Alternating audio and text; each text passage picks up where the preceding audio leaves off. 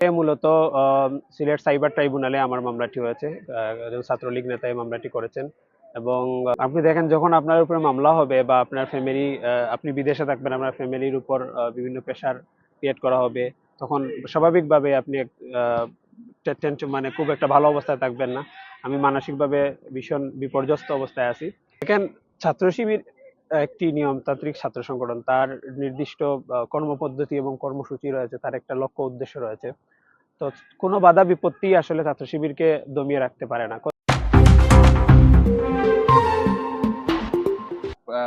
Problem face করেছেন, বিভিন্ন ধরনের বিভিন্ন সমস্যা করছেন, সেই ক্ষেত্রে প্রশাসনের কি ভূমিকা ছিল আপনার?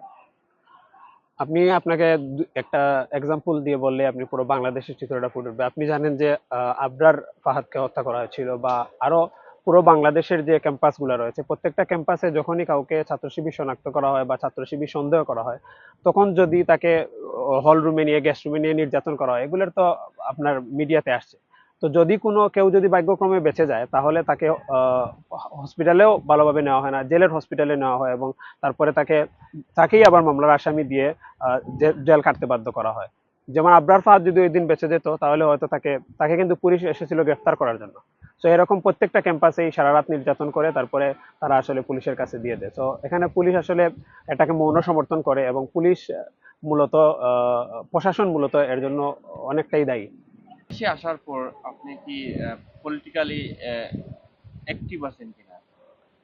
এখানে ছাত্র শিবির একজন আহ, ছাত্রকে যেভাবে গড়ে তুলে, সে যেখানেই থাকুক না কেন, তার দেশ এবং তার মাতৃকা নিয়ে সে চিন্তা করে, এবং তার দেশের বিভিন্ন সংকট মুহূর্তকালীন সময়গুলো সে সে যেখানেই থাকে, তার অবস্থান থেকে সে সেটার আহ, প্রতিক্রিয়া ব্যক্ত করে।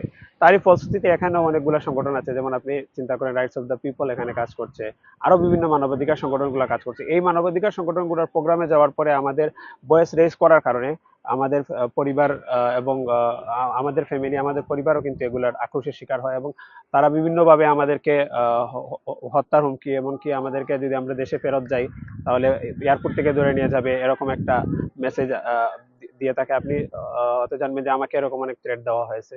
ওকে, আপনি বলতেছেন যে এই ধরনের এই দেশে অ্যাক্টিভিটিস করার কারণে আপনাকে থ্রেট দেওয়া হয়েছে। আপনার এই দেশে অ্যাক্টিভিটিস এর কারণে আর কি কি সমস্যা হয়েছে আপনার সাথে যদি একটু বলতেন? এই দেশে অ্যাক্টিভিটিস করার কারণে যেমন আমার ফ্যামিলিকে হুমকি দেওয়া হয়েছে, এবং আমাকে বলা হয়েছে যদি আমি এগুলো বন্ধ না করি তাহলে বিভিন্নভাবে আমার ফ্যামিলিকে হ্যারাসমেন্ট করা হবে। তারপরে হচ্ছে গিয়ে আমাকেও অনিয়মিতই আপনার থ্রেট দেওয়া হচ্ছে। তারপরে আকস্মিক একটি মামলায় আমাকে করা হয়েছে, যুক্ত করা হয়েছে। কোন জায়গায় মামলা করা হয়েছে এবং কি কারণে আপনার বিরুদ্ধে মামলা করা হয়েছে? আমাকে মূলত সিলেট সাইবার ট্রাইব্যুনালে আমার মামলাটি হয়েছে। একজন ছাত্রলীগ নেতা এই মামলাটি করেছেন। এবং আমার বিরুদ্ধে মূলত তারা প্রধানমন্ত্রী শেখ হাসিনা এবং প্রশাসনকে নিয়ে কটূক্তিমূলক করার কারণে যেটা এই বলেছে। ঘটনাগুলাতে আপনি কি আতঙ্কিত না কিনা? আপনি দেখেন, যখন আপনার উপরে মামলা হবে বা আপনার ফ্যামিলি, আপনি বিদেশে থাকবেন, আপনার ফ্যামিলির উপর বিভিন্ন প্রেশার ক্রিয়েট করা হবে, তখন স্বাভাবিকভাবে আপনি টেনশন, মানে খুব একটা ভালো অবস্থায় থাকবেন না।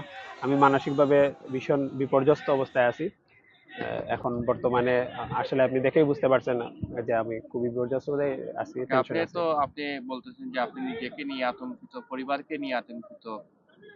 এই আতঙ্কিত হওয়ার মূল কারণ হচ্ছে আপনি রাজনীতির সাথে ইনভলভ, এবং জি। আপনি রাজনীতি নিয়ে কথাবার্তা বলেন, ভয়েস রেজ করেন, এই জায়গায় ডেমনস্ট্রেশন করতেছেন। সো এই রাজনীতি কেন আপনি ছাড়েন না? এই রাজনীতি ছাড়লেই তো আপনার এই সমস্যাগুলো তো থাকার কথা না। জি, এটা একটা সুন্দর প্রশ্ন ছিল যে কেন আমি এটা রাজনীতি ছাড়ছি না। দেখেন, ছাত্র শিবিরের একটা লক্ষ্য এবং উদ্দেশ্য আছে। ছাত্র শিবির আমাদেরকে শিখেছে যে ছাত্র শিবির একজন মানুষকে সৎ, দক্ষ এবং আদর্শ দেশপ্রেমিক নাগরিক হিসেবে তৈরি করতে চায়। তো একজন দেশপ্রেমিক নাগরিকের প্রধান কাজ হচ্ছে সে যেমন তার নিজেকে নিয়ে ভাববে, তার ফ্যামিলিকে নিয়ে ভাববে, সেভাবে সে তার দেশ এবং তার মাতৃকা নিয়ে, দেশ মাতৃকা নিয়ে ভাববে।